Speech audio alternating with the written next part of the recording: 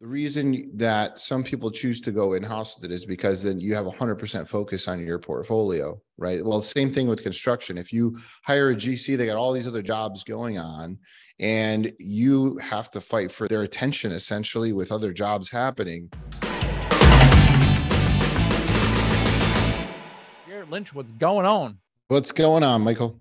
Hey, so let's shine a light on construction real quick, because if I reflect back our history with Nighthawk Equity, as we started out, we kind of had a property manager kind of manage it, and then our projects got a little bigger, so that didn't work anymore. Then we find the property manager that actually had a development manager or project manager. They charged us extra for that, and that worked well for a while. But we got some very inconsistent results, both on the property management and on the construction. One was good, one wasn't so good. And we really struggled with the construction business. And I think looking back on it and we're looking at some of our peers or people just getting out, my sense is that people don't pay attention to construction. I mean, we're very excited about raising capital and finding deals, and that's super exciting. And asset management is kind of the afterthought, and specifically construction is. And I know we struggled with this early on. I just want to talk about it a little bit. How did we struggle with construction a little bit on, just so people listening to this are paying more attention to construction part of the business? We started off, I think, relying on a property management company to do construction. It was going like, okay,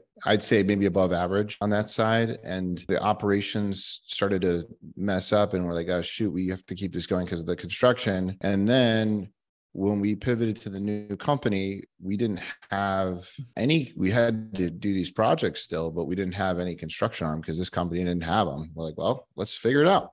It's like, right. Like so most things. They were a great property manager, didn't have a construction arm. Right. Yep. So we were forced to go into the construction business at that point because we still had to operate our business plan, which is, hey, we're going to make this C class look like a B class.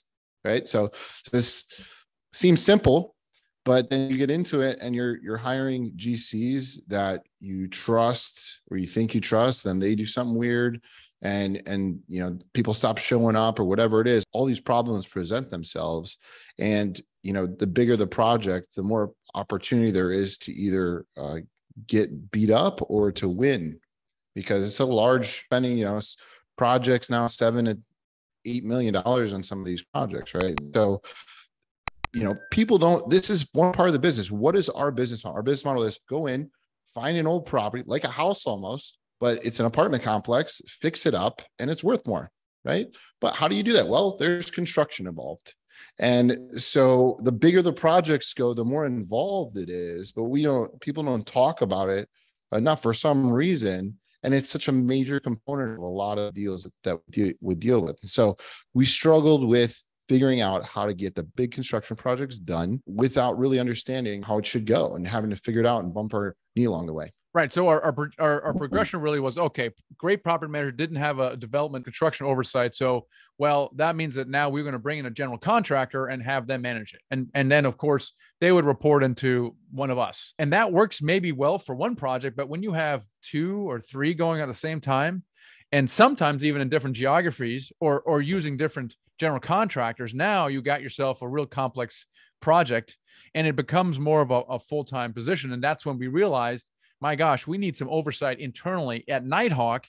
We need some oversight over the GC. So in other words, it wasn't just enough to have a GC run everything. We needed oversight. And that's when we hired a construction manager, really. And so what happens is when you hire a property manager and they have construction oversight, they will charge you 5 or 6% of the budget. And why don't we just charge that budget and use that money to pay for our own construction manager? So bring that, and this is a highly paid individual. This is a 6-figure individual, right? Well, bring that person in-house. And so now they are overseeing the general contractors. I mean, that was our progression. If you think about like anything, like, so property management, the reason that some people choose to go in-house with it is because then you have 100% focus on your portfolio, right? Well, same thing with construction. If you hire a GC, they got all these other jobs going on, and you have to fight for their attention essentially with other jobs happening. Someone has to manage that situation in general. There's other things happening behind the scenes. And then we're like, well, you know, let's just create our own company behind that. And we have a lot more bandwidth and a lot more flexibility on how we do these projects. That's what's been the big game changer for us,